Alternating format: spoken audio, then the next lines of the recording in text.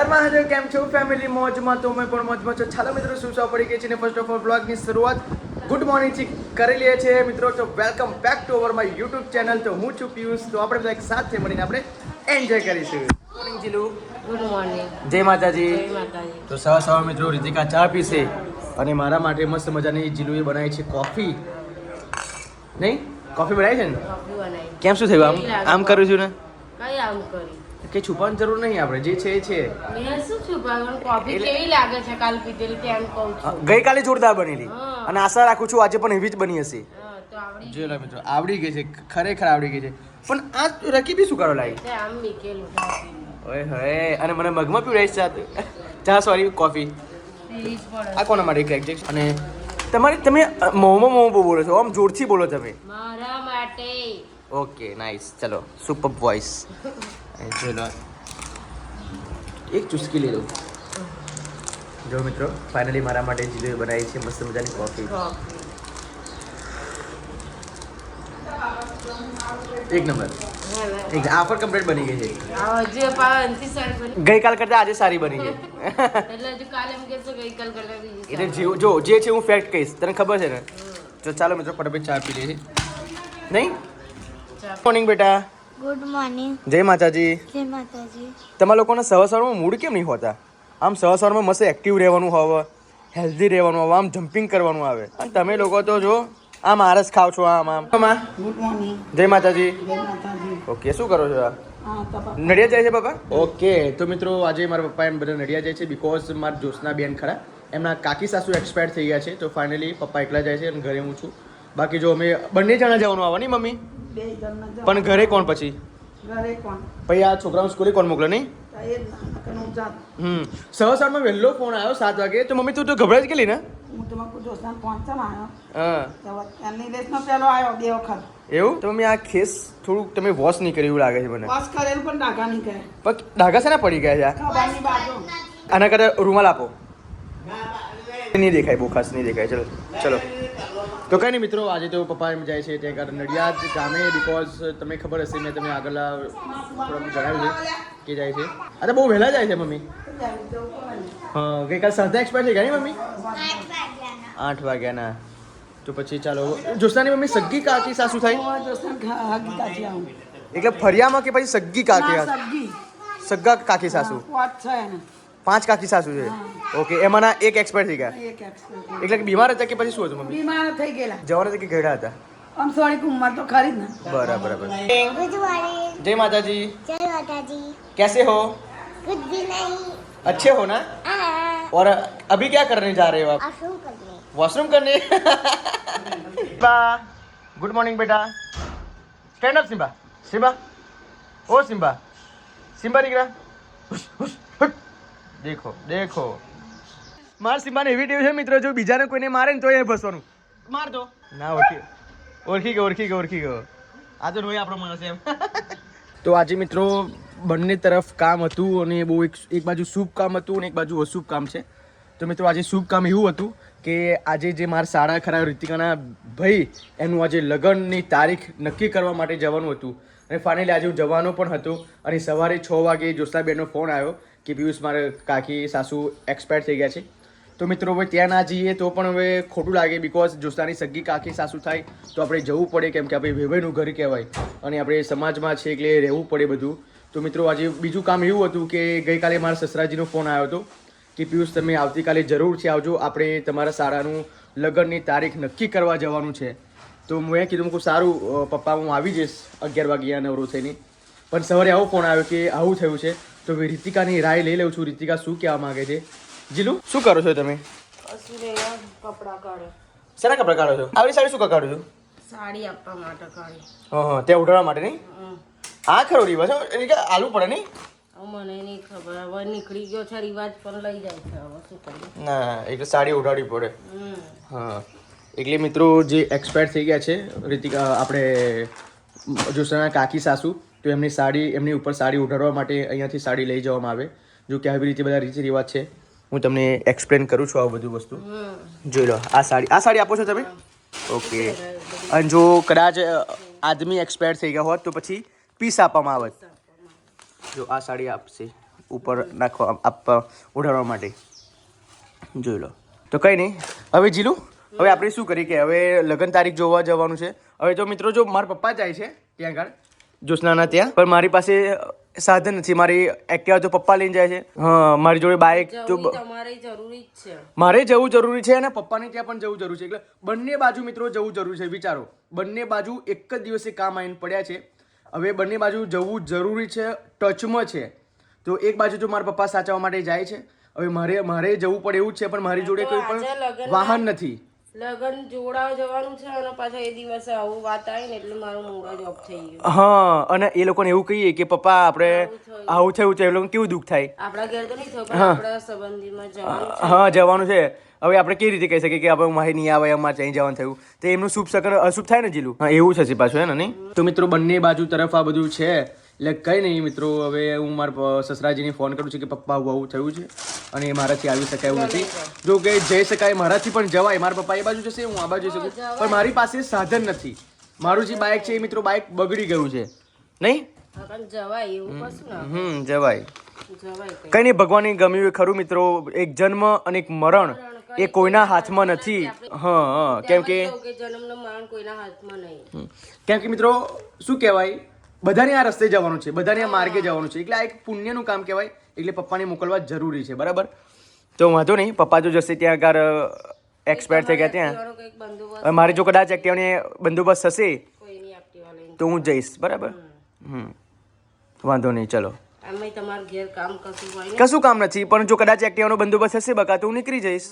બરાબર? જવું છે જાના દાદા જોડે કે સ્કૂલે જવાનું છે? આજે હા, આજે ઓરલ છે નહીં? ઓકે. તો આ કઈથી મળ્યું? એટલે આ તે જેમ તમે લગન કર્યું ત્યારે લાયલા મોમાં, એટલે યુ કે ના વપરાય કે એમ કહીને તે ઉપર મૂક્યા એટલે વીર તે દિવસ લાયા. જો તો આ કેટલું ડાઘાવાળું મમ્મી પપ્પાને આપતી હતી. હવે આ મજૂરી કાંઈ હોતી આપ્યું મસ્ત મજાનું. બોલ, પણ તને યાદ હતું? એટલે ના, હું તો બીજો કકડો લેવા જઈને પછી આવી વાતમાં આવી ગયું. જો લે પણ એકદમ ક્લીન છે, આ કોઈ ટેન્શન જેવું નહીં. એટલે ઓમાંથી ચોખ્ખો હતો ને વ્હાઈટ કલરનો, એ મેં ફાડી દીધેલો. કારણ પેલું દહીં છે એકદમ બ્રેક નહીં આવતી બાપા. હા, જોર રાખજો. દાદા ટાટા કરો.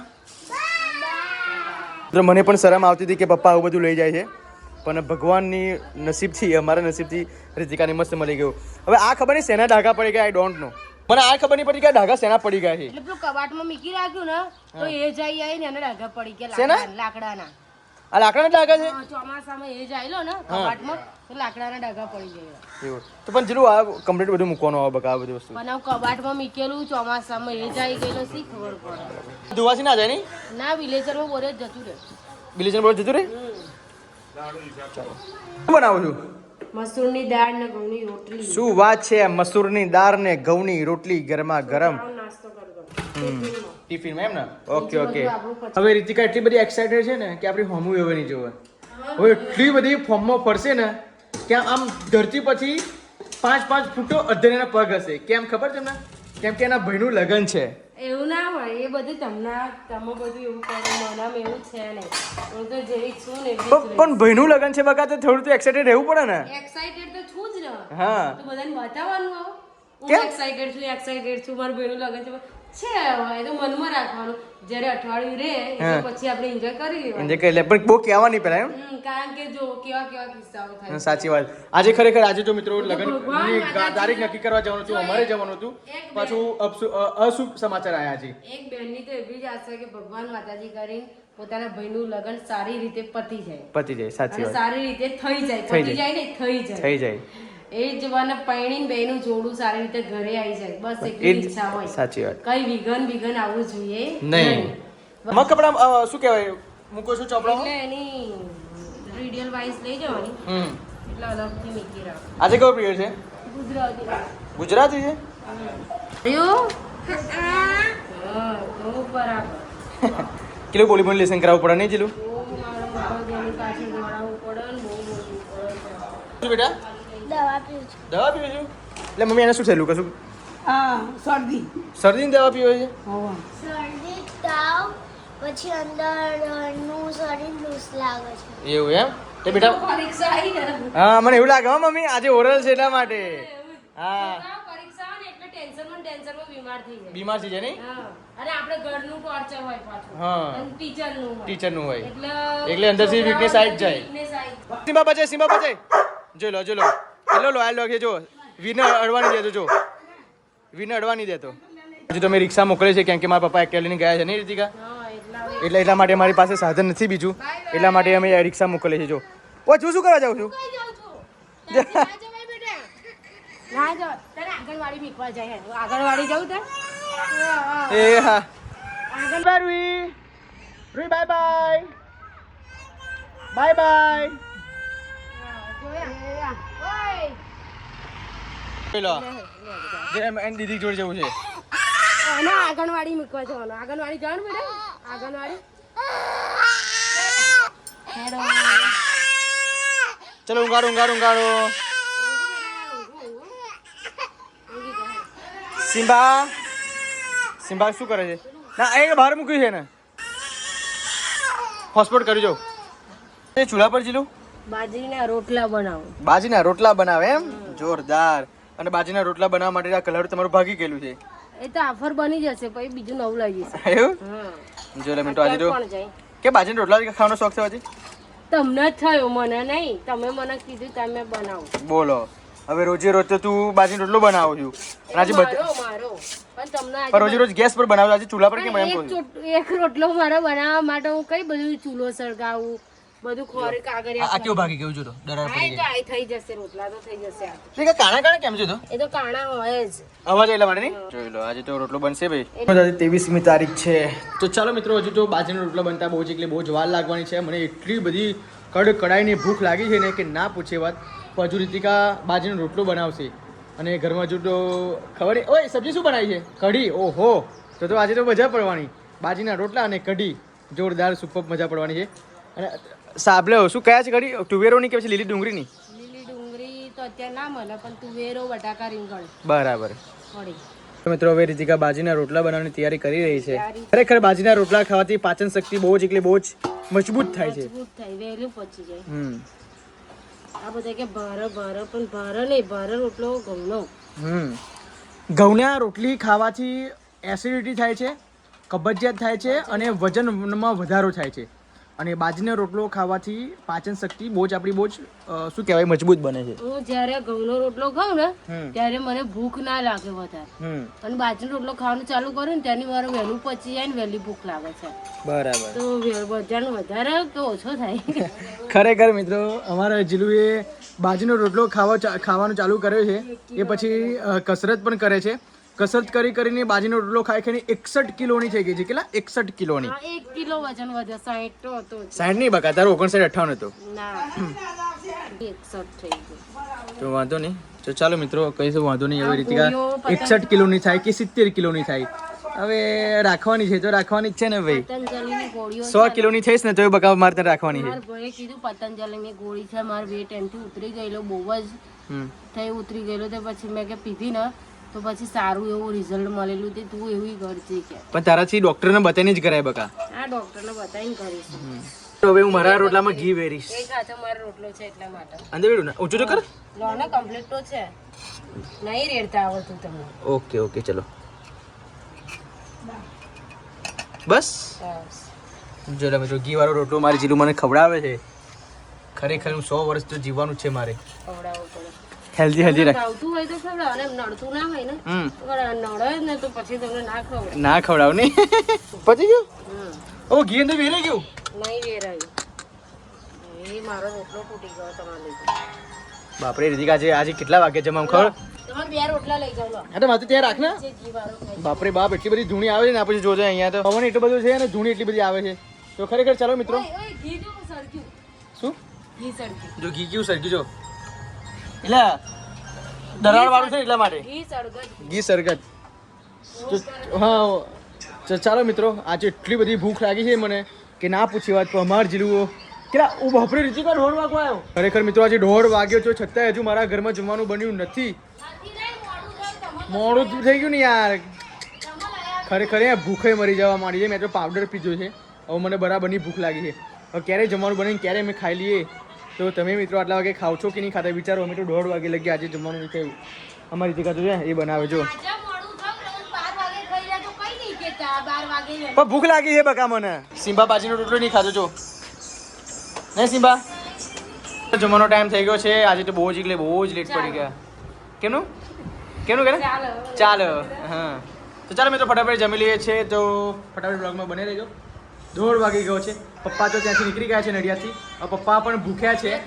હવે પપ્પા આવે છે પછી જમશે. અમે પહેલાં જમી લઈએ છીએ કેમ કે મને તો આઈ કાન્ટ વેટ. ભૂખે રહેવાતું નહીં. શું કરું છું લા? ઓકે ચલો જમી લઈએ.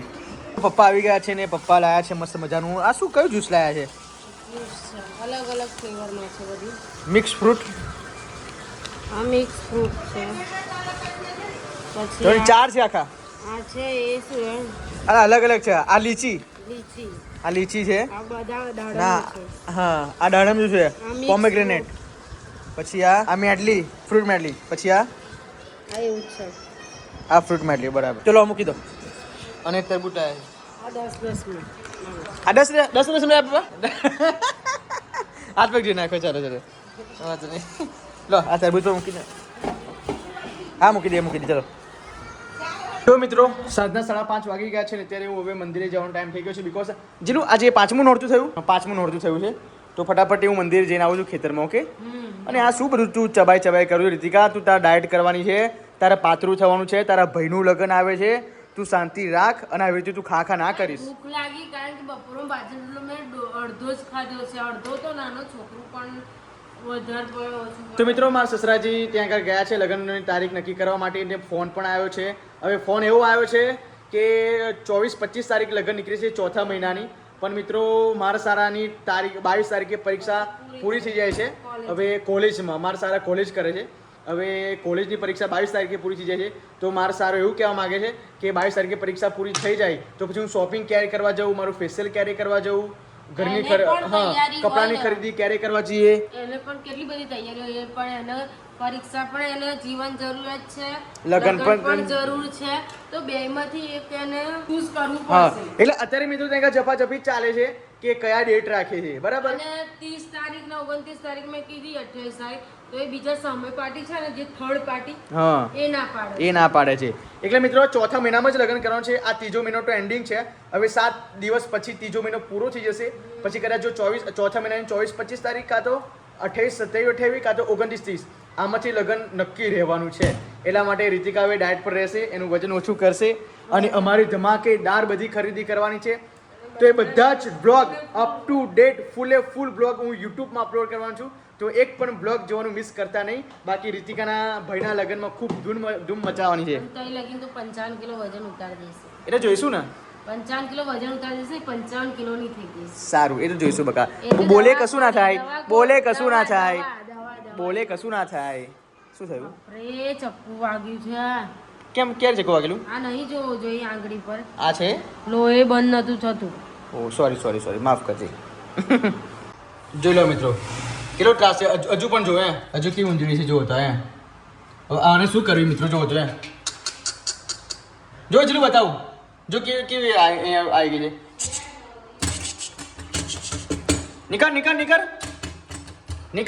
નિકર હટ ઓ બાપરે હટ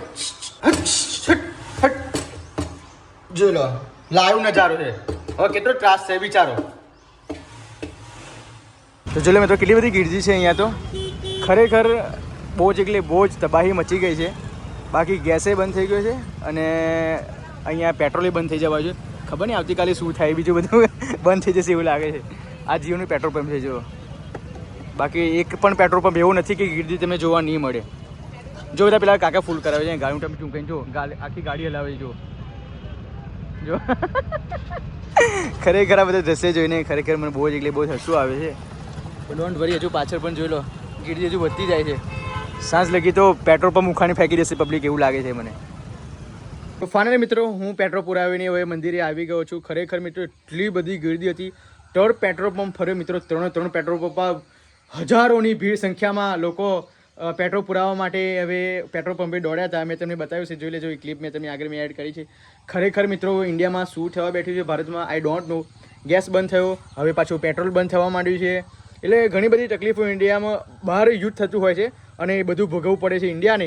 પણ ડોન્ટ વરી બી હેપી, આપણી પાસે એક મસ્ત મજાના સક્ષમ કેપેબલ મોદી સાહેબ છે, એ બધું ઠીક કરી દેશે. બાકી આપણે રૂહી પાસે પૂછીએ કે કેટલી બધી ગીર્દી હતી.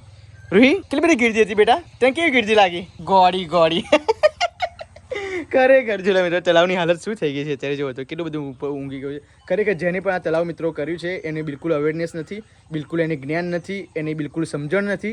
બાકી આવી રીતે તલાવ ના થાય અને આવી રીતે તલાવનો ઉછેર ના થાય બિલકુલ. ઓકે, એટલે જેને પણ આ બધું વસ્તુ કર્યું છે એ હંમેશા એ લોકો એ ગાથડ આદમી કહેવાય એમ. તો ચાલો મિત્રો દીવાબત્તી કરી લઉં છું. એટલા માટે મેં તમને જણાવી દીધું કે અમે લોકો હવે પેટ્રોલ પુરાવી 300 રૂપિયાનું પેટ્રોલ પુરાવ્યું છે મિત્રો. 300 રૂપિયાના પેટ્રોલમાં 5 અઠવાડિયે જેવું ચાલશે નહીં રૂહીબેન? તું કઈ ચંપલ પહેરી આવી છું? હું ચંપલ મેં પેલી બાજુ કાઢે છે મેં. ચાલો હવે દીવાબત્તી કરી લે બેટા. ઓકે ચાલો હવે મંદિરનો દ્વાર ખોલી દઈએ માતાજીની અસીમ કૃપાથી. તો જય માતાજી. તો મળીએ મિત્રો ઘરે. ઓકે, ઘરે લોકોને પૂછીશું કે વિડીયો બતાવીને કે એનું રિએક્શન કેવું હોય છે. Okay bye.